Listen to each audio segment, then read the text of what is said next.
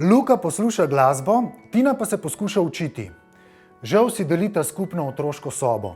Kako jo predelati, da bo vsak dobil svoj kotiček, v katerem mu nihče ne bo težil? Otroška soba je prostor, ki se nenehno spreminja. Morda res ne more rasti skupaj z otroki. Odrašča pa vseeno. Tina se poskuša učiti, kadar Luka posluša glasbo. Vsak od njiju bo potreboval prostor zase. Kotiček, kjer nihče ne teži. Če živite v večstanovanjski hiši, ste pač omejeni s prostorom. Mogoče je pa še kaj prostora na balkonu. Na voljo imamo prostor širine 3,5 metra, dolžine 5 metrov in balkon dolžine 2,40 metra. Svetloba prihaja samo skozi balkon. Oba najstnika bosta potrebovala garderobno omaro, police za knjige, nekaj predalov, pisalno mizo in posteljo. No, veliko posteljo. Včasih bo treba prenočiti tudi prijatelje, še posebno takrat, ko se skupaj učijo dolgo v noč.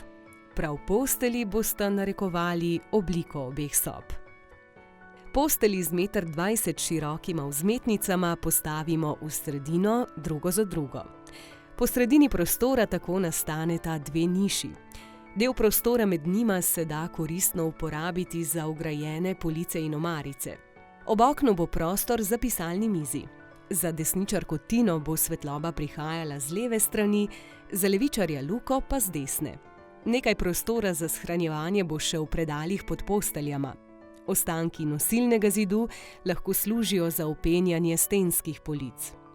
Vsa druga stenska dekoracija je namenjena ustvarjalnosti, predvsem pa potrebam in željam obeh najstnikov.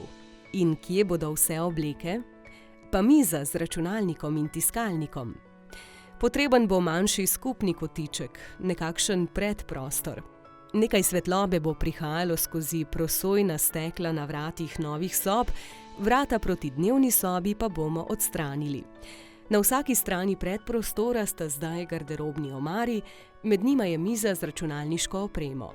Tudi tukaj bo prijetno sedeti na udobnih foteljih, ki jih bomo prestavili v dnevno sobo, kadar nas bodo presenetili gostje. Še svetila po stenah, ob posteli in pisalnih mizah, pod polico nad računalnikom in najstnika bosta nadvse zadovoljna z novima sobama.